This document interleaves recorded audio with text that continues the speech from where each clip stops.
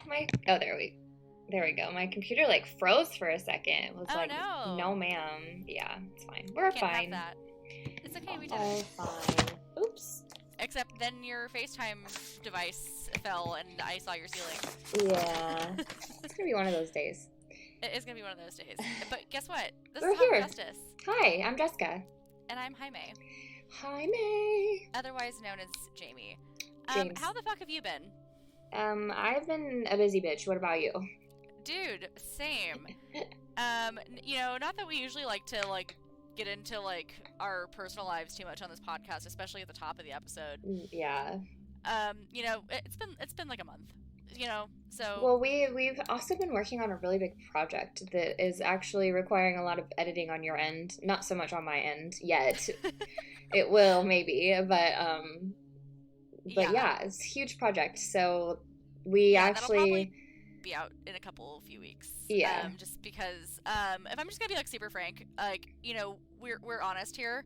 I've been depressed the last few weeks, and guess what? That happens to the best of us. It does. We are working on it. We are on a right track. We are in an upward trajectory.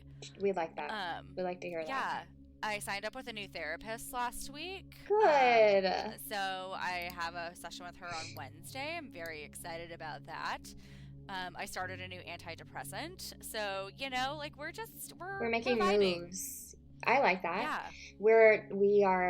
You are actively making some changes, and yes, that's ma'am. all you can do. And sometimes it just takes a while. I don't know if you have not experienced depression.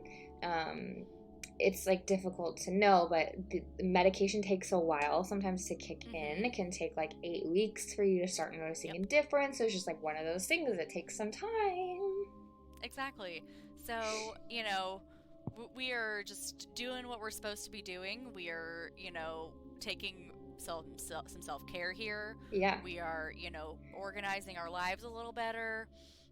I'm not gonna lie, I really didn't want to record today. I'm same.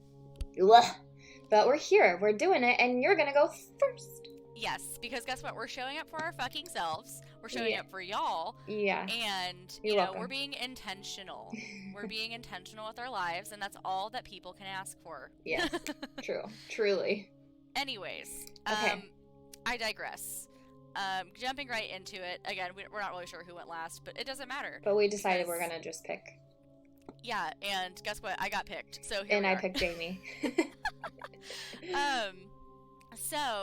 This comes from a Reddit user by the name of Erwacchen, I believe. ERWACHEN. Okay. Missing Massachusetts student Matthew Allen Mullaney was reported missing by his roommate in Florence, Italy on February 1st of 2003. There may have been some possible sightings around Europe between 2003 and 2004, but none reported since. Yikes. So this one, stuck out, obviously, because the title was kind of wild. Yeah. And kind of reminded me of almost like a reverse Amanda Knox situation. Mm-hmm. Which, if you guys haven't seen that documentary on Netflix, it's bonkers. It is so crazy. It's very, I think we've talked about it a little bit on an earlier episode. Maybe even did a whole, I don't remember, but I don't think we did a recap on it though. I'm really trying to rack my brain, and I'm not certain that we did. If we haven't, we should. Because it was really good. Yeah. Yeah, and that whole case is fucking wild. Like I said, I think we have referenced it previously, but never did a deep dive. I'll find out. If not, we'll do it. Yeah, we'll do it. Okay. So if you don't see it the next, whenever, it's already done. So. There, right? That's true. We already did it. Go back through our episode list. Go find it. You're an adult. Do it. I'm just kidding. Yeah, and if we have done it, I'll see if I can link it in this week's episode. Yeah, there we go. Wow. That's a great idea. Brainstorm here. Yeah, and if not, we'll link it whenever we record it. Anywho. Okay. So, I guess there is one previous write-up about this case on Reddit, but it's many moons old. So this is just a more current, up-to-date one, just to kind of bring it back to the top of the list. Which, I love when people do that in my inbox when they're like, "Hi, did you forget about me? I'm sending another email just so I can be at the top." And I was like, I appreciate it. Yeah, thank you, because I did forget. Yeah. Right. Just kidding. No, I did not forget about you and your 87 other emails. Please sometimes mine gets deleted. Right? I also share my inbox with a couple other people. Oh, yeah. Like, it's like a shared account. And so, yeah, sometimes I think things get replied to or, like, whatever, and then I do forget about them. Yeah. Or yeah. someone else did take care of it, and then I'm just like, oh, shit. I forgot Right. my portion because they already did their thing. Anyways, I you would know how hate it that. goes. Yeah, anyways, continue. Continue. Enough about me. More about Matthew. So Matthew Allen Mullaney was born November 5th of 1981 in Brockton, Massachusetts. He would be 39 years old today, and this write-up was written a couple of weeks back. We're recording this mid-July, so it would have been written at the beginning of the month. Anyways, he was a student at Fairfield University in Connecticut, and he was beginning a study abroad semester at the Angel Academy of Art in Florence, Italy. Some sources state that he was unhappy with the direction his education was going at Fairfield University, so he took a leave of absence to attend the Angel Academy of Art for a semester and had not been previously studying music or art formally. So that's kind of interesting and I actually think kind of cool. You know, like if you're, you know, in lieu of like taking like a gap year or like something like that, just like, oh, fuck it, let's go study abroad and do something just like different for a semester, if you can afford it. Yeah, you know? It's expensive. Not everybody has the means, but it's cool. It's a good idea. Absolutely, especially again, if you can, and especially if it's credits that are transferable and whatever. For sure. Like my major, like for the most part, like science credits like don't transfer internationally. So unfortunately, like I couldn't do it and like make it make sense for me. Otherwise I would have. For sure. But no, absolutely super opportunity if you can. Yeah. Anywho. So the 21-year-old student was last seen at approximately 2:30 in the morning on January 31st of 2003 outside the door of a local Irish pub, the Lion's Fountain, as he was leaving, and then there have been no confirmed sightings of Mullaney since that time. It's reported that he was not intoxicated upon leaving the pub, and he was seen speaking to a group of young people near the door. His roommate in Florence reported him missing, and his family in the U.S. was informed by February 3rd, 2003.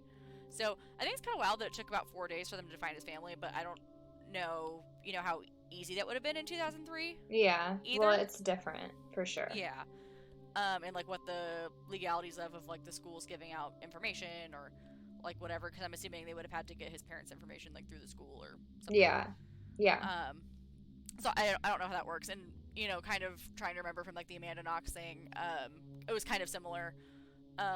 There was kind of a lot of back and forth between like the U.S. and the Italian governments, and there's a lot of red tape in those situations. Absolutely. So I'm not even going to pretend like I know anything about that, and hold my judgment for myself. Same. Anyways, so Matthew was known to email and call his friends and family back home in the U.S. Like very often, and it was uncharacteristic of him to leave without notifying anybody. So he was like in pretty much near constant contact with his family, and definitely wouldn't have gone days without saying anything. Right. So he was said to be enjoying his time in Italy and making friends. He reportedly described his classes, which he began on January 13th, as a lot of criticism but not much praise, but still enjoyed his adventure and experience. Matthew left his passport behind, like in his apartment or wherever he was staying. He had not used his credit card or prepaid international phone card since disappearing. At the time of his disappearance, he was carrying his Massachusetts state driver's license and a health insurance card. He's 5'10", white male with thick dark brown hair and hazel eyes, and about 175 pounds at the time of his disappearance. He has a tattoo of a flaming shamrock at the center of his upper back. And a mole on his left thigh, and surgical scars on his left ankle from a pin insertion. He has pierced ears, but he was not wearing earrings at the time of his disappearance. Okay.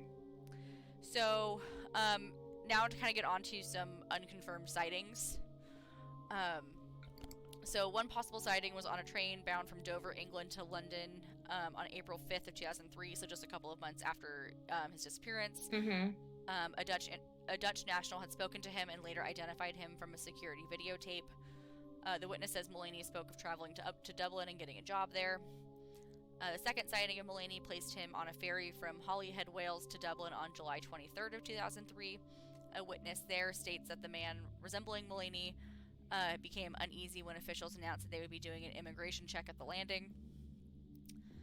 Witnesses believe that they may have seen him in Bologna, Italy on February 1st of 2004. The man was reportedly appeared ill, thin, and unkempt, and claimed to be English. Mm-hmm. A group of Scotsmen reported that they had believed they met him on January 3rd of 2004.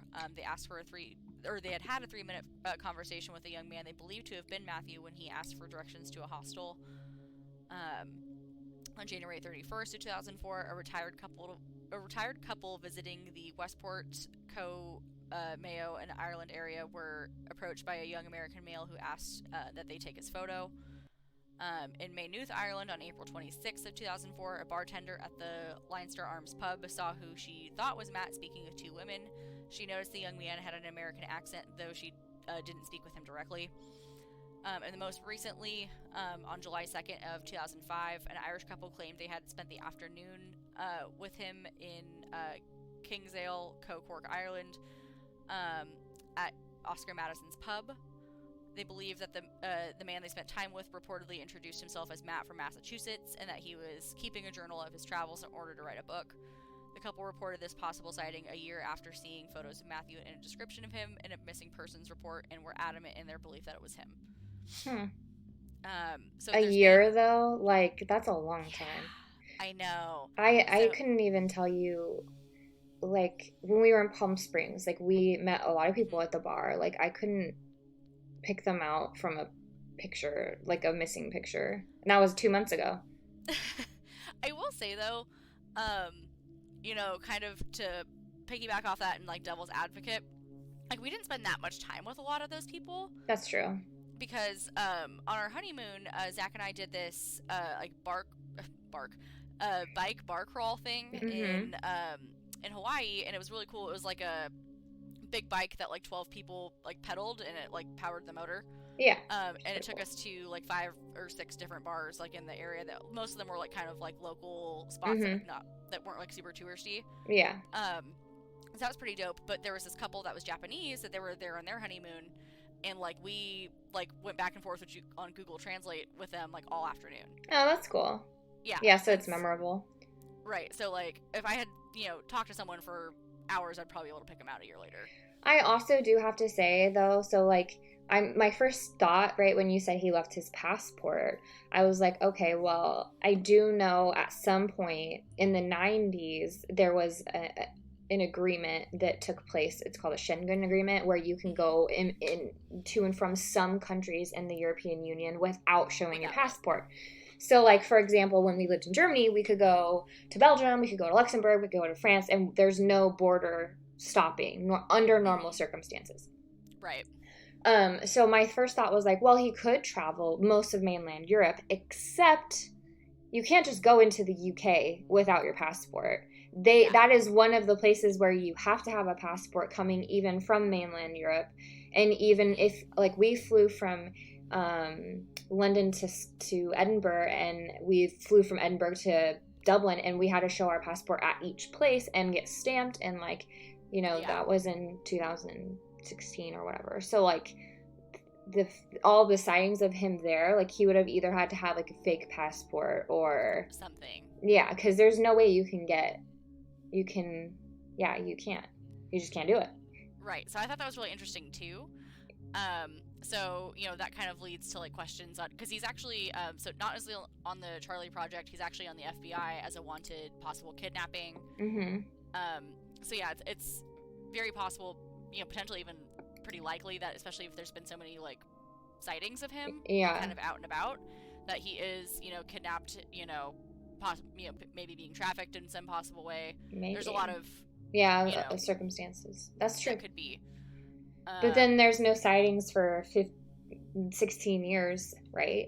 Like, right. He also could have changed his appearance between now and then, especially That's if he true. was trying to. And he's getting older. And it's probably off. I mean, it's not obviously mainstream media anymore, but that's interesting. So yeah, I thought this was really interesting. I'm gonna post all the links in the description of this podcast. But you can check it out if you want. Yeah.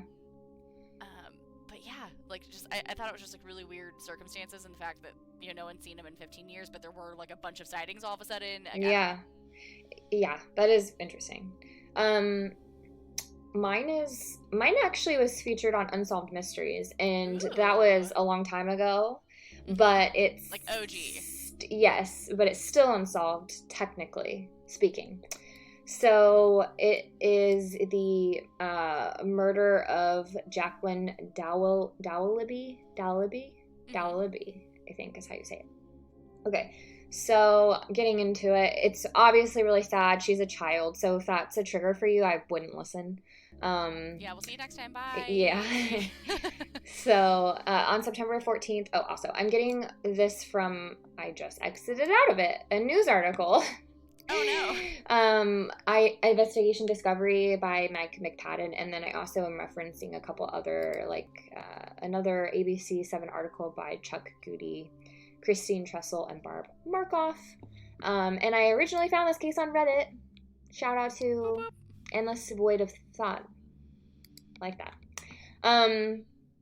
So on September 14th of 1988, Jacqueline Dowliby was found murdered in a vacant lot. She was from the Chicago area, and she was only 7 years old. She had been apparently taken from her own bedroom 4 nights prior. So nobody noticed anything for 4 days? No. I'm gonna back. I'm gonna go back now. I was like, whoa. Yeah. So in the morning of the 10th, her mom Cynthia had reported her missing, and it says in the Reddit article that she went to her daughter's room to wake her up, and then she found that her daughter and her daughter's comforter were both missing. She looked around the house. And then she talked to her husband, who was Jacqueline's adoptive father, and they went to go look for her, and they couldn't find her. So they called the police and reported her missing. So the officers, they're like obviously arrived. They're looking around the house. They discover that there's a broken basement window that they are assuming is the point of entry. But then David, who's Jacqueline's adoptive dad, said that he thought the back door had been left open. So, like, it was kind of conflicting, a little bit weird. And right. So now there's 2 possible points of entry, and one of them's like, oh, maybe it was unlocked, maybe it wasn't. Yeah. So it's kind of weird. And, like, also, I don't know. I mean, it is in the basement, so I don't know if, like, there was a bedroom or down there, or, like, how but I guess I don't really have a basement, so I can't say, but I feel like breaking glass is pretty, it's pretty loud, so, but anyways, I digress. So after that, they were kind of like, well, that's a little sus, and so they're looking at the parents a little bit more closely. Right. The cops were waiting for a couple days, like, thinking there might be a ransom call, but nothing ever happened. So then, we fast forward to September 14th, where Jacqueline's remains were found in Blue Island, which is a suburb of Chicago, and it was only around 6 miles away from her home. Officers interviewed, like, people from the area, and then this homeless man, his name was Everett Mann. In one article it says he was homeless, another it just says local resident, so we'll go with that. He was a local resident. He told the cops that around 2 a.m. the night that she had disappeared, he saw a person with a large straight nose, quotes, speeding away from that area. And he said that the figure drove off in a dark car, maybe brown, maybe blue, and most likely a 1979 Chevy Malibu. So David Dowliby had, like, a large straight nose, apparently, like, it was very, like, similar, and Cynthia owned a 1980 Chevy Malibu. So that's obviously circumstantial, but it's connecting them to the drop of the girl's body. Right. So 2 months later, law enforcement arrests them and charges them with murder. Both of them. Cynthia at that time was 2 months pregnant, which is really sad. So obviously, as these things happen, the public was crucifying them. It was a really, like, hard stance. People, like, were really adamant they were guilty. In April 1990, so this was in 1988 when she went missing. Right. In 1990, the trial judge essentially said he overturned, like, or dismiss Cynthia's case. He said that there was insufficient evidence that could be used to convict Cynthia. And so her case was dropped. His case, however, proceeded, and he was found guilty of first-degree murder, and he was sentenced to 45 years in prison. It was very circumstantial. From my understanding, there was like no hard evidence. There's no news articles don't like say how she died or what the evidence, any hard evidence was. Interesting. And so they didn't have enough evidence to convict her. Mm-hmm. But they somehow did for him. Yes. Even though it was all circumstantial for the most part. Yes.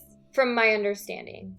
Right. Yeah. So she immediately starts like working to free him because she's like, he didn't do this. He's innocent. So he ends up getting his case overturned. It says, in addition to prosecutorial missteps, the eyewitness, Everett Mann, proved to be highly dubious, quotes there. He would have had to, he was 75 yards away from the car he saw, the large nose man, in the, like, at 2 a.m. So, like, how well can you see that? Right. And, again, so we're, not to, like, cast judgment on this witness, mm-hmm. you know what I mean? Alleged witness, I should say. Yeah. I don't know if I love it. It says that he identified David from a forward-facing photo, so like a front profile. But how would you have such a description of the nose? Well, I'm saying after when the interview or the police interviewed him, that's who he identified. I'm assuming a lineup. He was shown a picture of David frontwards, but when at that night, like, he saw a side profile of a nose, essentially. Like, I don't know how you convict somebody from that. He also was struggling with mental illness, so which a lot of people do, so I don't really know if that's fair to say that can or that should make his testimony unreliable, but I think that the other circumstances definitely do. Right, and unless they're saying that it's a mental illness to the point where mm-hmm. it would have a direct impact on it, because I mean, like, it says he had bipolar disorder. Yeah, so see, that I don't think not like schizophrenia or something like that, right? Yeah. So other witnesses claimed that they had seen Cynthia's car parked in the driveway that evening, and so they didn't see her car leave, and no one else in that area had spotted a car, especially not like one like hers. So in 1991, his conviction was overturned and he was freed from jail. So he's released. Obviously, they can't be tried again. Double jeopardy, whatever. And some investigators are really still like firm in their belief that the parents were involved. And so there were a few other suspects, though. We'll start with Jimmy, who is the brother of Jacqueline's biological father. So obviously, her biological father would have been a suspect as well, but he was in jail, I think, reportedly, when that happened. But his brother had been previously accused of trying to kidnap her, though that specific claim got dropped. Wait, hold. Yeah, I'm not sure, but now I'm reading this. It says he was the one that turned out to be in jail, not her actual dad. But yeah. Okay, but he tried to kidnap her previously? I guess so. Yeah, I don't know why that doesn't raise more red flags, but okay. And he was in jail doing time for a sexual assault, so he's not a great guy. From reading that. And now that I'm reading a little bit down, he also was clinically diagnosed as schizophrenic. Oh, and now my baby's hi, Emmy.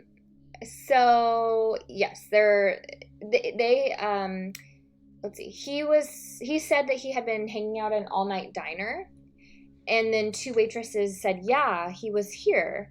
However, when the Unsolved Mysteries episode aired, there were two different people I read who called in to say, no, that was not true or something.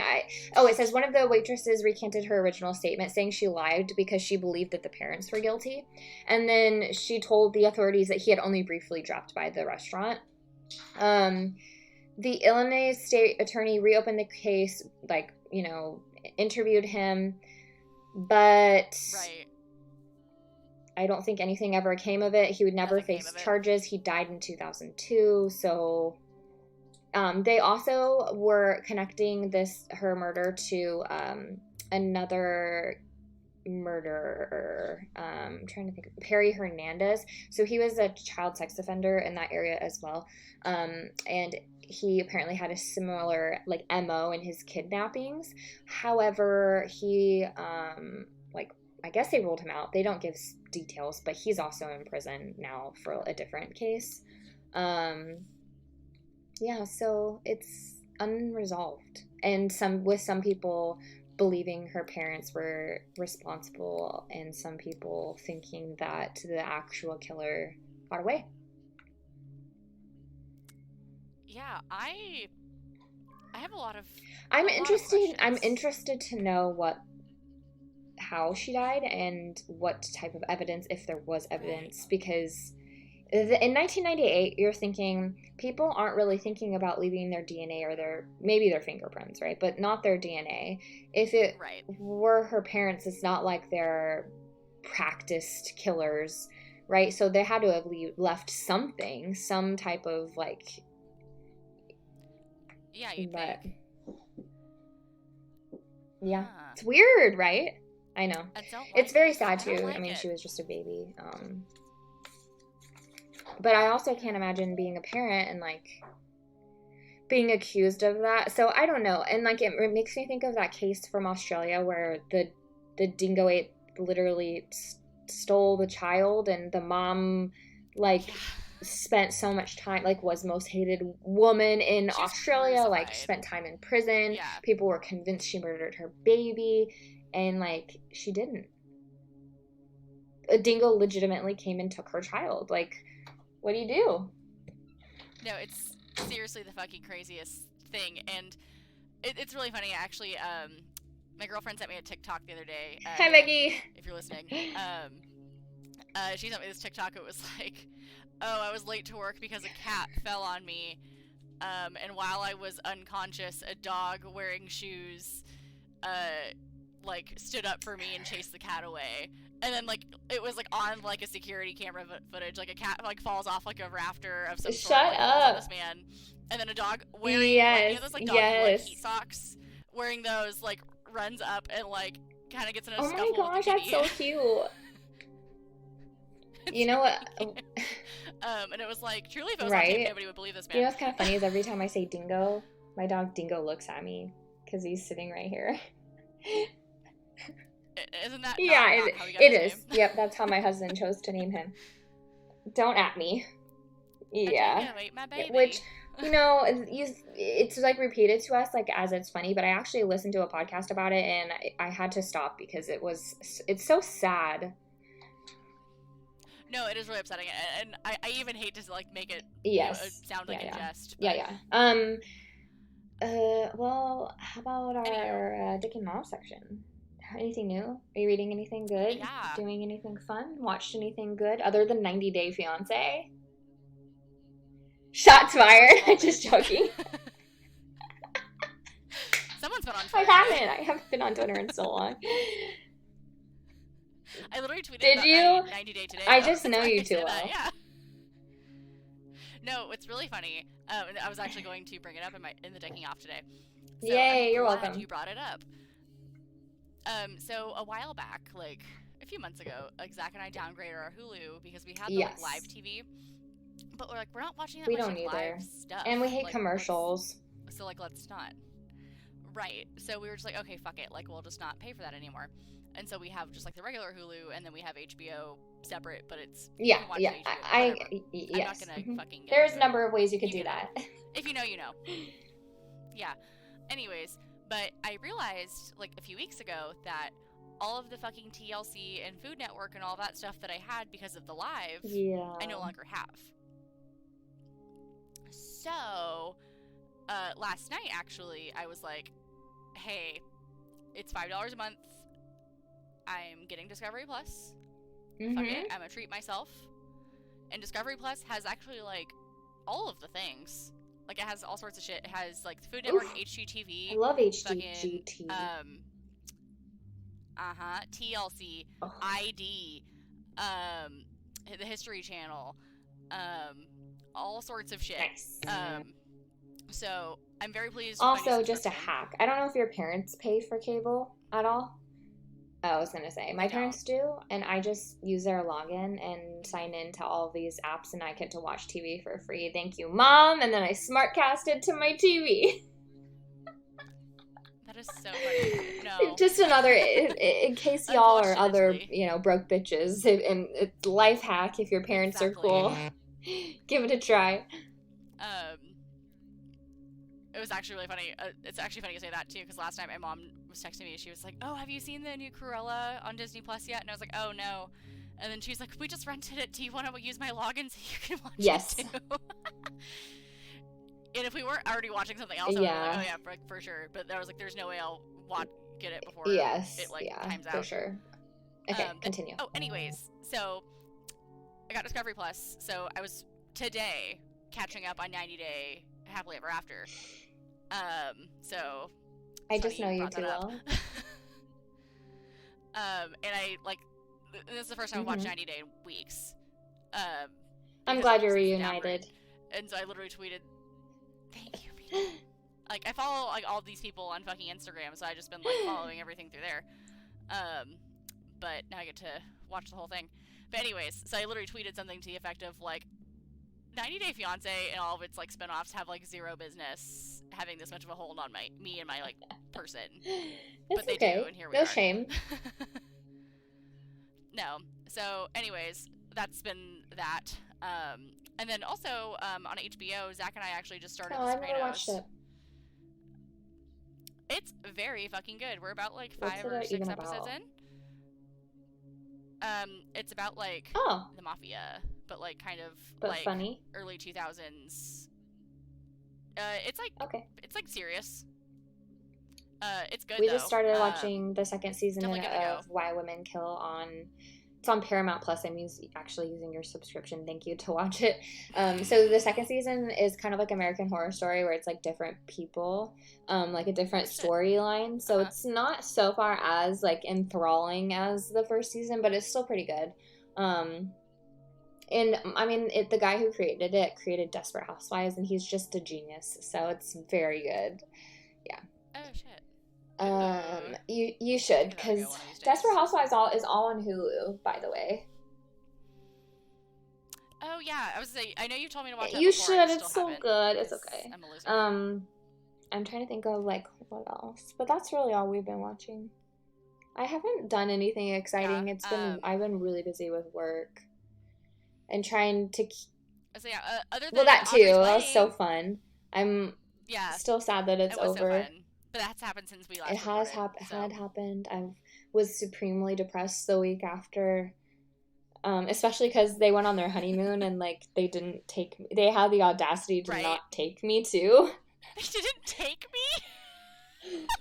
Oh my god. I mean, when they said I do, I also did. So I do too. Why don't I get to go? Yeah, no, I did. Wait, what? And I was like, what? This bitch should not be talking right now. No, it was great. As soon as the music started, I started crying because she just was such a beautiful bride. I know. Anyways, a perfect day. I know. And then Mackenzie had her baby. Congratulations. So I've been tied up with that. Yes, congrats, Mackenzie. She's getting discharged soon as well. So that's all fine and good. And so kind of just getting our lives back together after our friends' events. It's been a busy summer. Really. It really has. And Zach's in another wedding in a week and a half, Yeah. or 2 weeks. We have another wedding to go to in August. I'm in 2 weddings next year, so I'm trying to like save my money. Oh God. Yeah, and one's a destination wedding. I'm so excited. We're going to Cabo. Yeah, shit, where at? so we're Ooh. gonna leave Emerson with my parents because it's an adult only resort. So it'll be a nice vacation for Wes and I. And like get to go celebrate one of my best friends, Savannah. I don't know if she listens, but I'm really excited. And yes, and congrats to you too. Yeah. Anyway, that's it. That's all I got. Yeah. So we'll be back next week for sure with a regular episode, and then our special project should be out within the next few weeks. Be patient because we have like 4 hours probably 4 hours of recording, right? We have to go through because not all of it's obviously going to make it into the episode, but like it requires a lot more editing than our traditional episode, so be patient. Yeah, and Zach recorded video footage of that interview as well. So we have to edit that together also. So I'm really, like, if I'm just being frank, I think it's going to be in August. It's a lot of work. For sure. Yeah, so it'll be out, and then we'll hopefully, we'll be back again either this next week or the week after. Exactly. So stay tuned. Yes, thanks, friends. Bye.